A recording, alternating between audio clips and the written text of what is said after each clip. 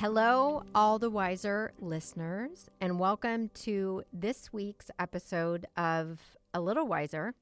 I am here with our producer extraordinaire, Erica Gerard, and our associate producer, Tara Daigle. And this is officially our first time having three people on A Little Wiser. So we'll start light because we're about to go deep. And by that, I mean, we are going to look back on last week's episode with Kate Ranta. So we're going to talk about Kate's story, our reflections on that. And through Kate sharing her story on this podcast, I learned that both Tara and Erica are survivors of domestic abuse. And we're going to talk about their stories and their journeys and, you know, them opening their hearts and what they're comfortable sharing. So tune in. This is what you have in store.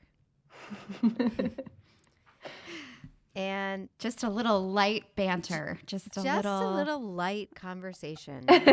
Yeah, nothing heavy at all. Nothing heavy for your morning walk. And so, Erica, you work so deeply on these episodes. What was sort of your standout moments or reflections on Kate and her story? So many. Wow.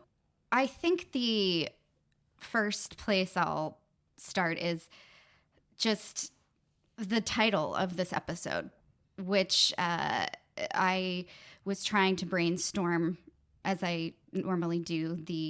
I write the titles of our episodes, and I was like, what is this episode about? You know, like, we're at the heart of it. And what do we want our listeners to learn, take away? And it dawned on me that so much of Kate's story is her kind of walking us through step by step of what incremental abuse looks like, because it doesn't just happen all at once. It's little at first. It's subtle. It's so subtle that it's almost ignorable. And what I think she's trying to say here is these little red flags that you're seeing along the way, they are not little, that they are actually quite meaningful, and we should start paying attention to them and not ignoring them. So what I heard from her episode it was just mind-boggling to me, the way that he came on so strong in the beginning, and the way that he kind of was just Mr. Perfect. And you know, as I was doing research about statistics on domestic violence, what I learned was that is incredibly common, that kind of whirlwind. Is it like grooming? It's, I think it's more of like a reel. It's like a line that they cast to just reel you in so that you will feel bonded to them. It's that, Erica, that piece of like all those little micro moments that add up. And I think, you know, upon reflection, you realize how powerful they were and perhaps overlooked or subconsciously ignored. And I think that's part of what I heard you say, is all of those little moments where it feels like maybe something's off, and that giving that voice more power and recognition. Yeah. Is that fair? Yes, maybe something's off, and not looking for the excuses to justify those feelings, to justify them away, or saying, you know, yeah, I know he had a really fake looking smile and you know, there was something that felt off about him, but he had flowers and, you know, that's great. But we can't focus on the flowers is I don't know, it's a very powerful metaphor, right? Yeah. We can't always just focus on the flowers. Yeah. And in therapy, I learned like it's really important to, maybe it's not quite a red flag to you yet, but it's equally important to look for the yellow flags because those are like the indicators of what's going to turn red. Yeah, that makes a lot of sense. Yes. And also not making it about some sort of shortcoming about you. Like, oh, I always notice the bad things and Right. I need to stop doing that. Well, that's what I was going to say. Yeah, like that fine line of realizing that every human being is going to be imperfect and maybe somebody has, quirks or flaws, but trusting yourself to know, I guess, the difference of when it's danger and when it's the imperfections of a human being. So, Tara, what came up for you?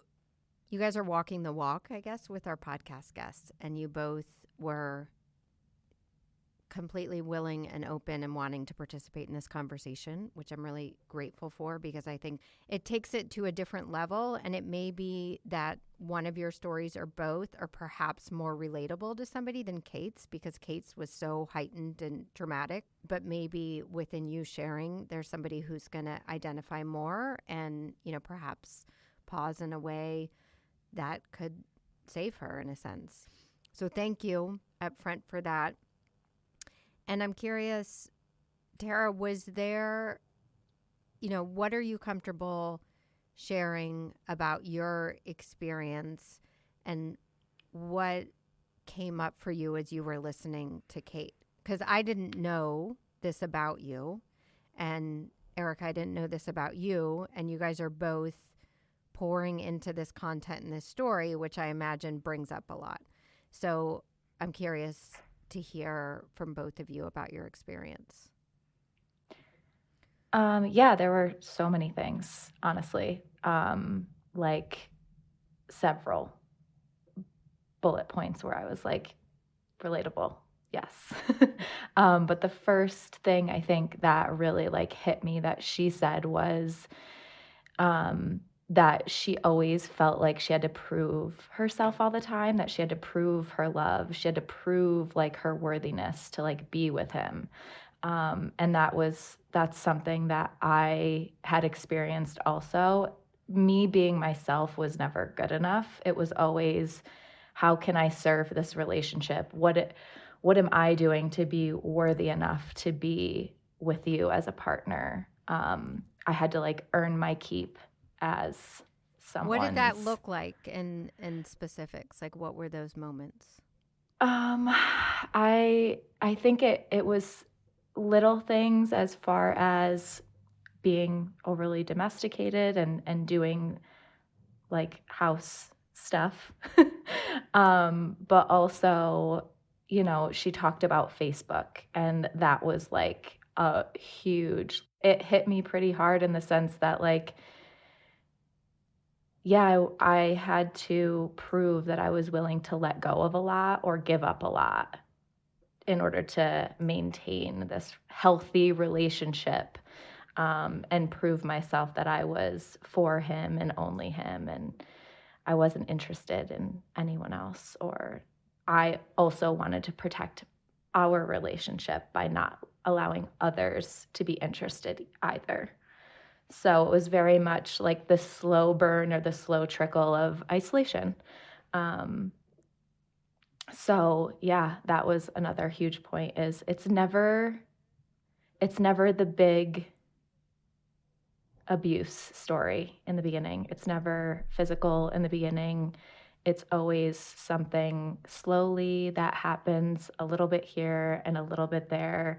And it's usually emotional first, and then it's mental, and then it just kind of chips away a little at a time until the explosion comes, until it becomes this bigger thing, because then everything builds up and creates this layered argument that gets heated, and that's usually when it becomes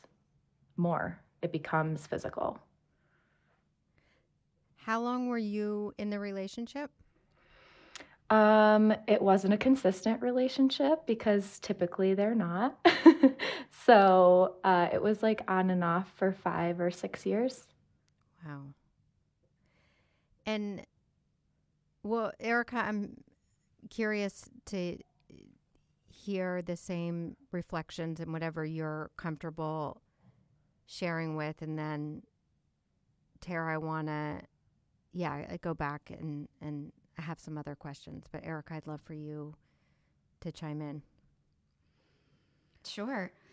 I really relate to that sentiment, Tara, about the isolation because so my experience was with my college boyfriend. And when you're in your early 20s, it's a very vulnerable time in your life. You know, maybe you're just experiencing the intensity of a serious relationship for the first time. And we were in a comedy group together with many others. And, I remember that we all drove out to Los Angeles to on a Disneyland trip or something, and no one wanted to ride with us in the car. There were 2 cars, and no one wanted to be in the car with me and him. And just because there's so much conflict and there was so much heaviness, there was so much negativity, and at least those were the words that were spoken back to me. We just weren't fun to be around. Yeah. Not that everything has to be fun, but I think what the deeper meaning there was you're forcing the two to continue to live inside a very destructive bubble. And you talked about like Kate being reeled in, and then all of those, you guys both mentioned this like kind of slow build. What was that experience like for you, Erica? Were there moments looking back where you're like, that was, you can put the pieces together of how the story makes sense now? Oh, yeah. I think one of the things that there's sometimes his voice plays in my head and I can hear him saying, and it's like so many years later, which is so bananas, right? Like I was in my early 20s and now I'm in my early 40s. So this is, and I still hear his voice in my head saying things like, I can visualize, I have tears rolling down my eyes and he's saying, like, it's just me and you. It's only me and you. These very like, with like this intensity coming from him. It made me feel, on the one hand, very seen, and that was exciting at the time because, I had kind of come from a family of origin where I didn't always feel seen. And so the fact that I felt like this man really saw me was very seductive in the moment. Yeah, that makes sense. How long were you in the relationship?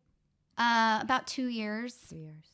And Tara, it's much more recent for you because you're in your early 30s. When was this relationship? Yeah, I was just going to say, I think it's worth mentioning it was also a college boyfriend, more towards the end of my college. So, 21 to 25, maybe a little earlier. I mean, we started dating when I was 19, so I was so young. And there's so many layers to this, just in what you were saying, Erica, and so many things to unpack there that, like, it just brought me back to so many instances. Tara, when did you decide to get out, or was that multiple times? I'm curious when it became too much. I moved away we moved away together. So it went from that isolation period to where my family pulled away, my friends pulled away when I was living, in my hometown. But then I moved to a different state, and, you get closer to your abuser, like you had said, Erica.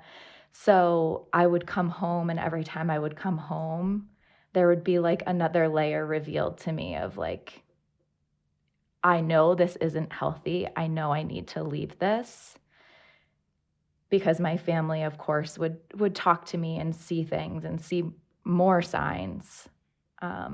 So I tried. It's kind of crazy. I was home in May,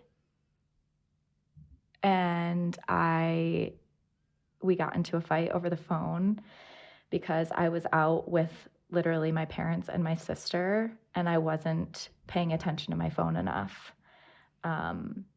So we got into a big fight, and it was at that point that, my family started to kind of get involved and say like, hey, you need to chill. You need to relax. Like, she's not doing anything wrong. She's out with her family. Like, Tara, how they kind of looked at me like, how do you not see this?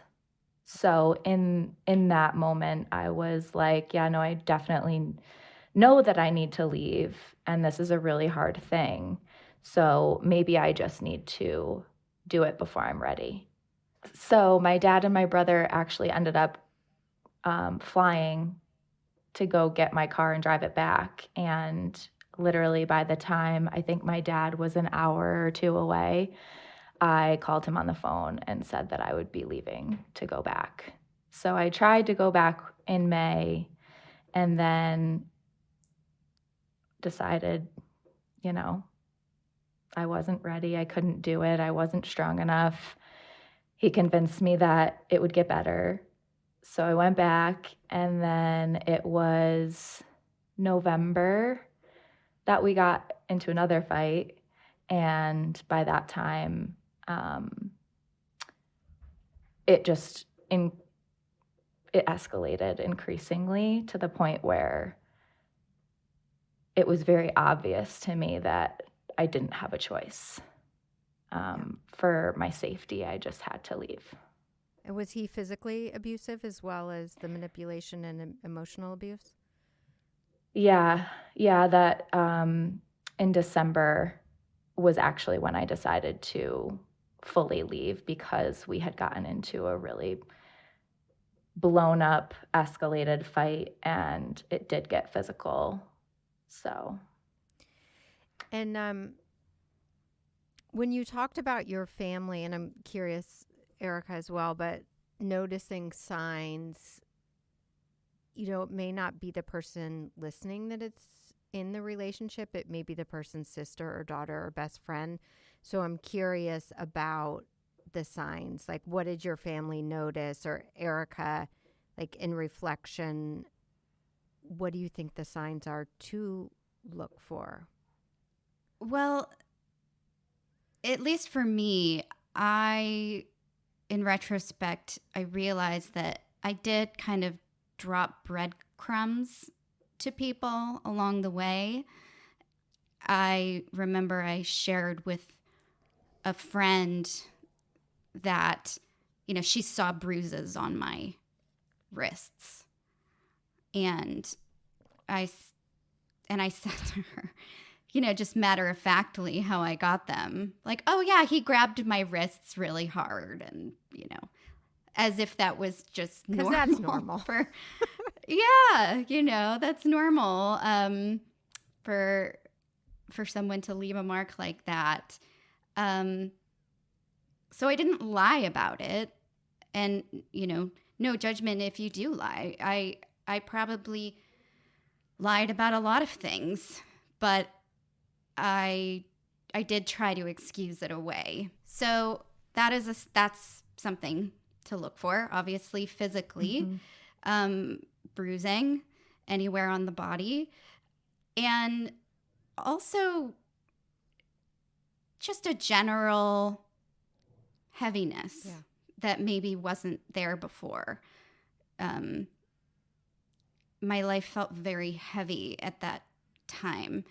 And I started saying crazy things to people I know, like, oh, I can't leave him because he threatened to kill himself if I did. And they didn't do anything when I said those things. And I'm sure it was just like, well, what do we do here? Yeah. And that's a tough question.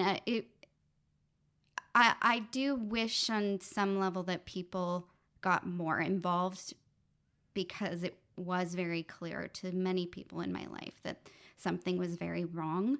But I think people are very hesitant to get involved. Yeah. And I get that. And I think there's such a fine line there too, because in my experience, my family, I'm so fortunate to have a family that might be borderline obsessed with me. So they're like extremely overprotective and very much involved in like all facets of my life. So they definitely did get involved. I mean, to the point that they allowed us to live with them. My parents, we lived with them for a short period of time. And any time that they did get involved, it pushed me further away from them. So, and closer to him. So I think I hate to say it, but you do have to kind of like walk the balance of support and calling some things out, but like also being there when I decide I'm not leaving. I was just thinking about Kate's story and a couple things. One, she said that, I'm lucky enough to be loved enough that nobody shamed me and nobody turned their back against me. Yeah. But it was very clear that everybody was very uncomfortable with this and they didn't trust him. Yeah. And that, I think, spoke volumes.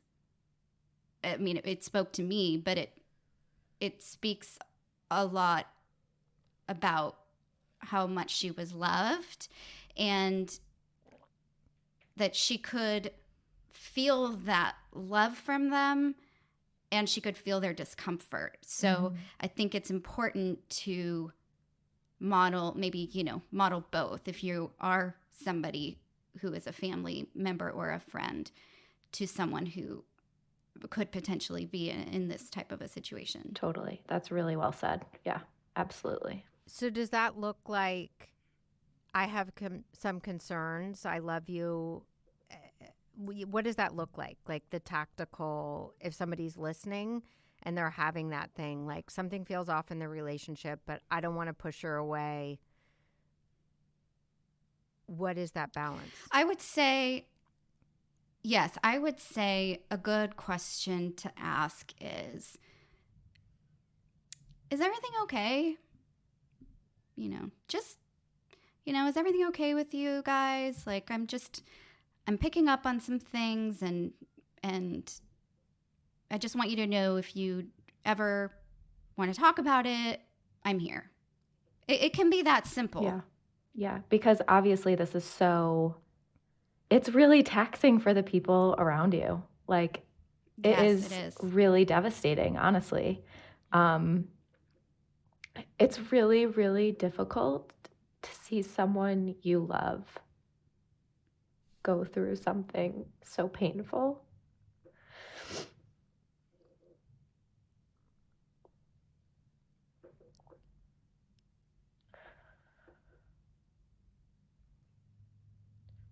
And still stand by them and support them because they need it more than anything, but it hurts you too. Like it hurts your heart so much to see someone you love be hurting. And I think about my dad's face the day that he saw me pull into the driveway, like his baby girl that he tried so hard in life to protect. I just know that feeling has to be really hard. So, of course, if you are someone that is trying to support a friend, a family member, you have to have healthy boundaries for yourself also, in trying to support them, because you can go through it with them and be really emotionally like, there's a really heavy weight to it, and it will affect you emotionally if you're so super invested in their relationship and in helping them see how unhealthy their relationship is. So back to the balance of support and recognition. Just saying, like, hey, I'm noticing some stuff, but it can be so lonely to not have anyone. So anytime that I've had to give advice to a friend that has a friend that's going through it, the best thing that you can do is just be there. Like, please still answer the phone. Please still respond to their text messages. Don't cut them off just because they have a boyfriend or a partner that you don't approve of.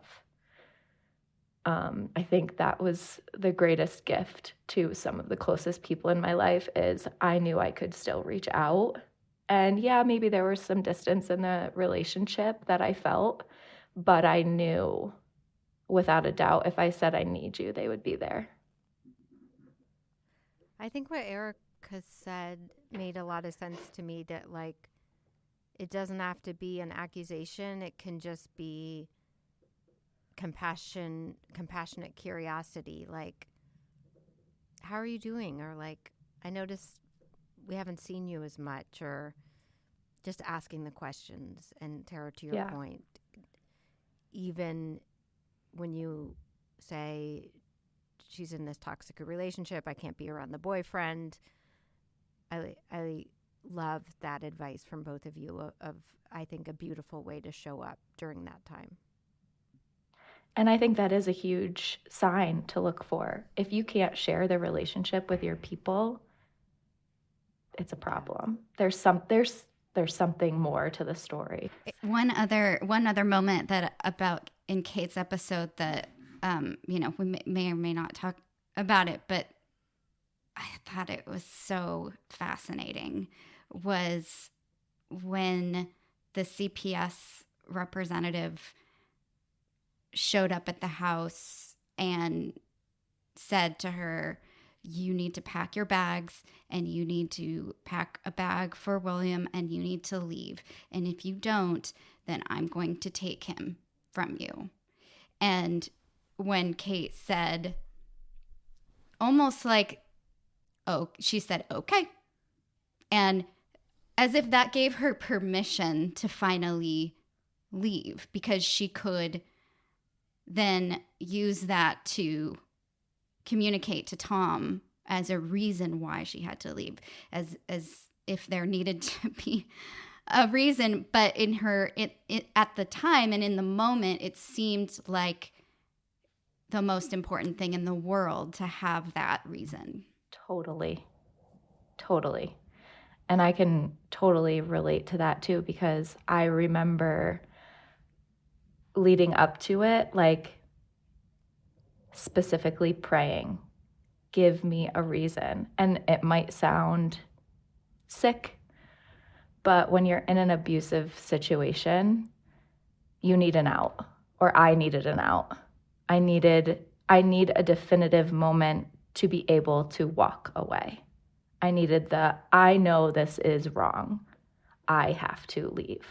I couldn't just base it off of, this is really unhealthy and I'm unhappy. Yeah. I needed the big blow up and the definitive moment to be able to say, this is over. I was blown away, to be honest, that both of you shared with me, as a result of Kate's story, that you were survivors of domestic abuse and domestic violence. What do you think the biggest misconceptions are? And I will say I was surprised, and this is being honest with my own naivete, because I know you both so well, and I see you as these really like strong women, you know what I mean? Like who, I don't know. I see your confidence and I see your lightness and I see your big hearts and your strength. What do you think the biggest misunderstandings are about this issue? Because I feel incredibly naive.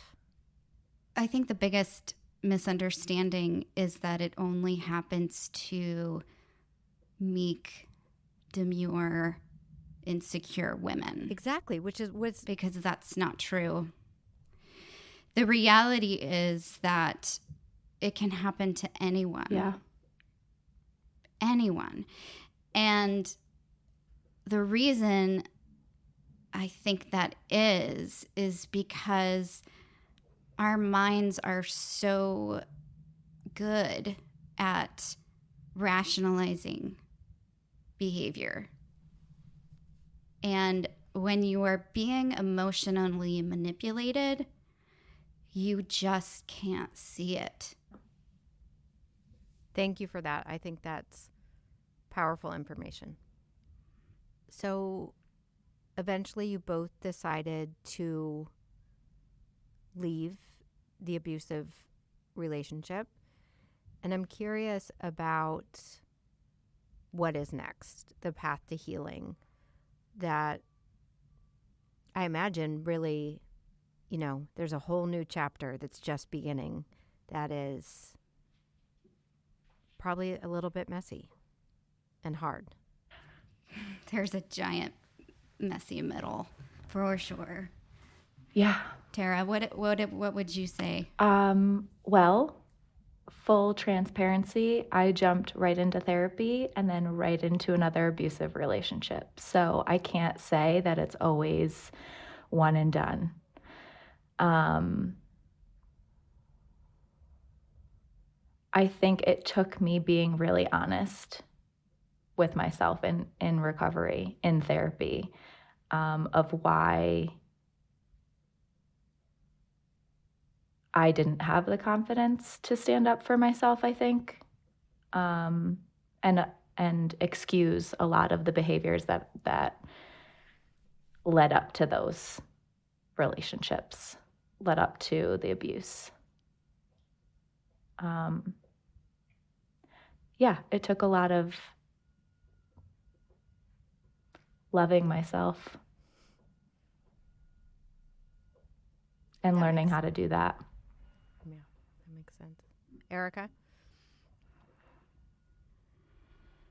Yes, agreed. It takes a lot of loving yourself. And sometimes it does take a few times to learn the lesson. It doesn't just stick. Mm-hmm. And one thing that I love so much about this show is we often talk about how there is usually, there's always an inner wisdom, and it's often like the quietest voice. Like, it's not an oak tree, it's an acorn. It's just a little piece inside that you've got to be brave enough to listen to. And when you hear it, you have to tell yourself, I deserve better. Mm-hmm. I deserve more. I deserve love. I deserve healthy relationships. I can do this. And you gotta keep repeating it to yourself until you believe it. Yeah. So the theme of our show, the message, the intent, beautifully crafted words by Erica Gerard, is that there is a notion and a truth of hope and possibility on the other side of pain. This is obviously deeply painful, traumatic chapter for both of you. What is the hope and the possibility on the other side of domestic abuse? That's a good question. Well, I'll start by saying it is a whole new world on the other side. And it's so much brighter than you could have imagined. Yeah. And the gift, the silver lining, is that you become much more adept at spotting green flags, which are the opposite of red flags. So the fact that when I'm out with my now husband, I feel proud to introduce him to people. I see that he encourages me to spend time with others. He isn't jealous of my friendships with males. You know, these are green flags, and I think you become a lot better at recognizing them. Yeah. Which probably serves you in all your relationships. Oh, for sure. Yeah. 100%. Yeah. Tara, what about you? I would say it's pretty similar. I think the hope on the other side is the wisdom that comes from it. And as hard as the experience was, through the recovery of it, I've learned so much about myself. And the confidence that you see and the sureness and the self-awareness that you see in me today has so much to do with the recovery from that. Because I had to be super intentional about understanding it and understanding myself. Thank you both for sharing all of yourself. And I have such deep love and respect for you both as human beings, and even more so after this conversation. I love our partnership and sharing other people's stories and sharing our own stories. And, you know, I know our intention in sharing these stories is always to hopefully provide comfort and allow others to feel less alone. And, you know, that we have this faith that the people who need to hear these stories, that we'll find them. So I guess I just wanted to end, if you guys have words, a call to action, what do you want people to know? I want people to know that it can be different. That no matter how bad things are, you can't know what's around the other corner. So you just have to trust and leap. And know that it can get better, and it will. Yeah, that's great. Mine's going to be a 2-part. Mine is, the first time is never going to be the worst time. So to just know that and just keep it in the back, tuck it in the back of your mind. And the second part is that you are no less than for being in this situation. It's okay. Yeah. Doesn't make you any less than a strong person. And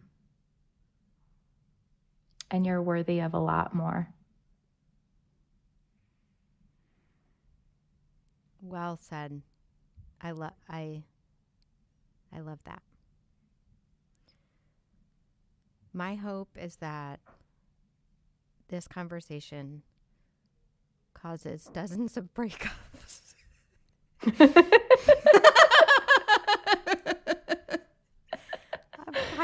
kidding. Nor should you be. I mean, that would be very satisfying if it did, but,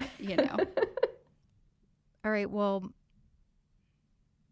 thank you feels like too small of a word. And I, as always, am grateful to both of you and really excited to share this conversation with our community. Thanks, Kimi. Love you guys. All right. Thanks, Kimi. Bye, guys. Bye. Bye.